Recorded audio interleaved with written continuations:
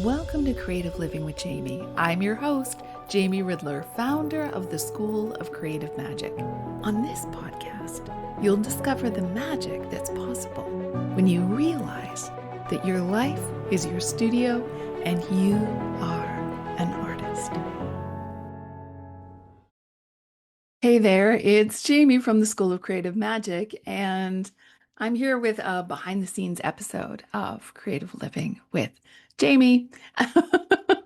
I am back. I am just back from a 3-week traveling jaunt. 3 weeks, by far the longest I have ever traveled. I went to Den Haag in the Netherlands, to Copenhagen in Denmark, and to Helsinki in Finland. And I'm going to share a little bit about the trip today and also about what I learned about myself and what I learned about myself as a traveler. Many of you know that for many years now, I've been working on becoming a more confident traveler. And in the beginning, there were two things that were really obstacles. One was I was and still am nervous about flying. Just my body, my nervous system is unimpressed by the experience. Though, I mean, it is a wonder that we can do it, but it just creates some tension and some stress in my body, in my spirit whenever I fly. And then the other, though, was just not understanding how to do it. Like, what do you do first when you get to the airport? How do you know where to go? What do you have to do at security? And that lack of knowing led to a lot of tension, especially because it felt like the stakes were high. Like you had to get to your plane, you had to get to your destination. And all of that figuring out was in the midst of my nervous system going about flying.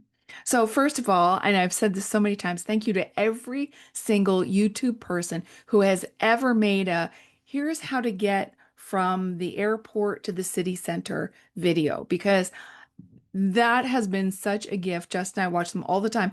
On this trip, we watched it like the night before. Like, let's remind ourselves what the airport in Copenhagen looks like and how to get to the city center. So, thank you to all those people. One of the things for me there was just learning, just understanding that it's completely reasonable that you don't know. Like, why would you know? And if you are an eldest daughter like me, or a parentified daughter like me, or just one of those people who feel like you're the one in charge often of how things work, that there can be a certain pressure or intimidation, like somehow you're supposed to know. And I'm learning more and more and more that it's just not true. In fact, it's completely unfair. It is unfair expectation on you, often from you, that somehow you would know this arbitrary piece of information or a process you've never been introduced to. And I definitely found on this trip that the more I could admit I didn't know, and the more I could trust other people to be helpful, the better off things would go. I remember at one point on the trip, um, Justin was asking a question about something, and the guy he was talking to went through an explanation. Justin just looked at him and said, I just don't understand. And I thought, oh, how freeing to just sit in the I don't know and let other people, let instructions, let information flow into you and to learn. Because the funny thing is, I love learning. I consider myself a lifelong learner, and I bet you do too. And a part of that, necessarily a part of learning, is starting off with, I don't know. I don't know. So that was the beginning of my journey, being aware that I am not expected to know, that I have to learn in order to get better at this, has really been an important part of me becoming a more confident traveler. And now look at me. I traveled on this trip 4 planes, 2 boats, I'm also afraid of deep water. And I'm so proud of myself for doing that and also for learning more and more about how to tend to myself as a highly sensitive person in beautiful and wonderful circumstances that are also super stimulating. Like one of the things I noticed on this trip, at about halfway through, I started to get a little like frazzled. And everything was great. Things were going well. I was really enjoying our journey. There was so much beauty. These places have so much to offer, but it was also the sheer volume of stimulation coming in that I needed to learn how to process. And so, of course, it is not an accident that my overwhelm started to happen around the same time I started to lose my grip on journaling every day. Because up until then, I'd really done my best to journal out our experience. And I found that was essential to sort of getting all of this phenomenal energy, but big energy out of me and into somewhere else for safekeeping. I really treasure being able to look back on little moments, little memories, like when Jess and I were in Den Haag and we saw some Canada geese and they had babies and we were so excited to see their babies and we were taking pictures. And two young guys, probably 15 years old, went, "Oh, they're from Canada." And we turned around, we're like, "Us too." And then we had this beautiful chit chat with these young guys just about life, about travel, about Canada, about politics, but it was just so sweet and open and lovely. And I want to remember that moment. And the truth is, I don't know about you guys, but like as we get older, our life is bigger, our life is richer. There's way more detail to hold on to. And so it becomes harder and harder to do that. We don't have much control, in my experience and my observation. We don't always have control over what we remember and what gets lost. And so, one strategy is to document, to take note, to tell the stories of, to pay close attention in a meaningful way. And so, when I was doing that, things more, were processed more, I suppose. And when I wasn't doing it, I started to get full. And so that was a big learning for me too. Also, one of the reasons we took such a long trip was to experiment with pacing. So often when people go on trips, and there's lots of reasons for this, including limited time off and limited resources, like we're trying to pack so much into a very short period of time. How much can we see in 3 days? How much can we see in a week? And so we expanded that so that there would be, we hoped, a little more ease, a little more time to let things settle in, a little more time to feel at home where we were. I will tell you one thing that came as a shock. I mean, this shouldn't have been a shock, but it was. We were like, oh, that's 3 weeks of additional expenses. That's 3 weeks of food. That's 3 weeks of transportation. So that was a little bit of a, but generally, this supported us so beautifully. Slowing down, making sure we got sleep. Other than days that we were flying, I don't think we ever had an alarm on. Um, Slow starts to the day, or quick if we had lots of energy. Time at the end of the day to have a tea together, to go over what we had loved about the day we had just lived, and also make plans for the next day. Another strategy that worked really well for us was before we left, and this has worked for us on several trips now, is we gather a bunch of things we want to do and sort of put them in a shopping list. Like, these are the restaurants we think are interesting. These are the museums we want to get to. These are the sites we want to see. These are the activities we want to do. And then as we're in the moment, we sort of notice, oh, tomorrow's raining. Okay, that's a gallery day. Let's do this one and this one. Or, oh my gosh, it's so sunny and I've got lots of energy today. Let's do that long walk down to the Opera House in Copenhagen. So that's been a strategy that's worked really, really well. The other thing is finding some things to really ground you. And I suppose these would be different for everyone.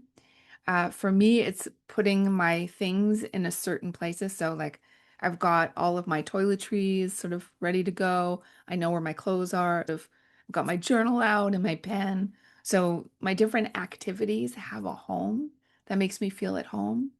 Also, getting some basic food supplies.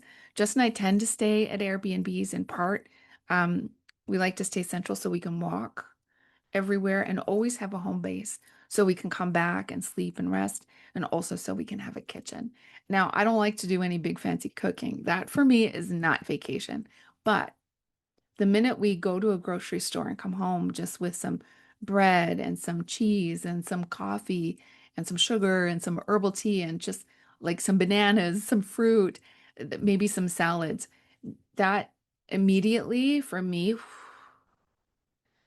knowing that there's food available does something to my nervous system, makes me feel safe and makes me feel at home. So over time and through practice and repetition, I've started to learn the how, the where, the process. I've started to learn that it's okay to ask and to learn and that to take advantage of all the resources that are available to you until you feel comfortable and as comfortable as you can in a new situation, because it's always going to be a little nerve-wracking, right? Um, and then also figuring out the things that make you feel at home wherever you are. So I'm going to include Justin in that. That being together for me, like he and I have a way of being together. This trip was actually our 30-year dating anniversary celebration. So 3 weeks, 3 cities. We actually went to four, but 3 cities and 3 decades together. It was a beautiful, beautiful way to celebrate and to see how well we work together. And it also, of course, put some pressure too, like the pressure of figuring out how to have a win-win with each of your needs and your desires. This is my favorite, is always looking for win-wins or win-win-wins. That's my real favorite, like you, the other person in the situation, somehow this all comes together. And my mind is always looking for that. So that's a quick overview of what I have learned and how I've changed as a traveler. Even though I'm a Sagittarius and we're known for traveling, I never could have imagined that I would have gone to the places that I've been, especially with the nervous system I have and the way I feel about flying. I have to tell you too, um, with the boats in Copenhagen, Jess and I went on a canal tour. I highly recommend if you are in Copenhagen to do that. And I like hear the words canal tour. And I'm like, that's okay. Like, as long as I can usually see where we are on either side, I'm like, I'm good. I'm good. And then we went out into what I would call open water. It wasn't really quite, but it was like way, way, way more expansive. And I was like, but again, because I was able to be there, to be there, to be there with my feelings, to be there in my stress about it, but to also stay present and to see, like, to see the amazing, impressive, huge opera house from the water. Extraordinary. To go by the famous Little Mermaid statue and have this different view where we were seeing her from behind and seeing everybody come to look at her, and how it felt to see this statue of this little vulnerable, sensitive mermaid with crowds coming and going, coming and going, coming and going. It was so moving. And it would have been quite different an experience if I had approached that on land. There's a million things to share about this trip, and I'll be doing that over the next little while. I've decided I don't generally publicize this, but I do have a Substack, and I've generally kept it private. Um, I treat it like it's called my studio diaries, and I really do treat it like my artistic diaries. If you have done a studio yearbook, it's quite like that. I document things, I notice the things that inspire me, I pay attention to what I'm creating and what I'm learning through that creation. I notice what's changing. I make notes about my everyday life. It's really a processing place. So it's a real peek inside my creative mind and my creative life and my creative work. So generally, I've shared it just with people who are part of my community. But this travel piece, I had said that I would share on Instagram, and I didn't during the time that I was traveling. And so now on Substack, every day I'm doing one post that sort of goes over each day of the trip. And so I've made that public for everybody. I'll leave a link below if you want to check it out. I've got a few other things for you to check out that I just want to mention before I go. And one is Rewilding is coming up this season to welcome summer. We are going to be dancing with fire, and I'm having a great time creating a set that is really evocative of that kind of energy, of the warmth, of the sexiness, of the intensity, of the enthusiasm, of the aliveness, of the edge of fire. And I hope you'll come dance with me on, I'll put the date below. I think it's Thursday, June 25th, and we dance from 7:30 till 9 o'clock ish. You do not have to have any dance experience. You just have to be willing to move, to engage in the music, to be a part of the experience, to be present, and to let your body have the experience.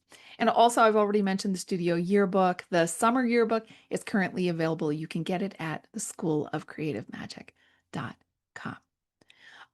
It's good to be back.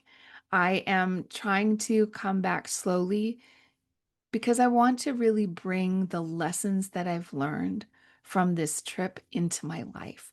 I don't want to slip in to the way it's always been. I want to very consciously reestablish connection with practices and habits that are supportive of me, and also sort of leave to the side things that are less so. And that's a learning. So I'll give you like one quick example. One thing I learned was, despite what I said about overwhelm, I also loved taking in so much creative nourishment.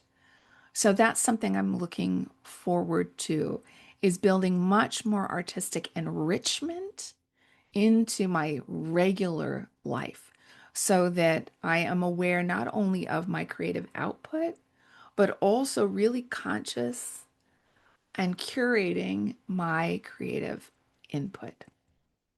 Okay, thanks for making me a part of your creative input today. I hope you found this enriching. I hope it inspired you to think about where you might grow more confidence and to believe that you can do it. You can do it by approaching it with intention.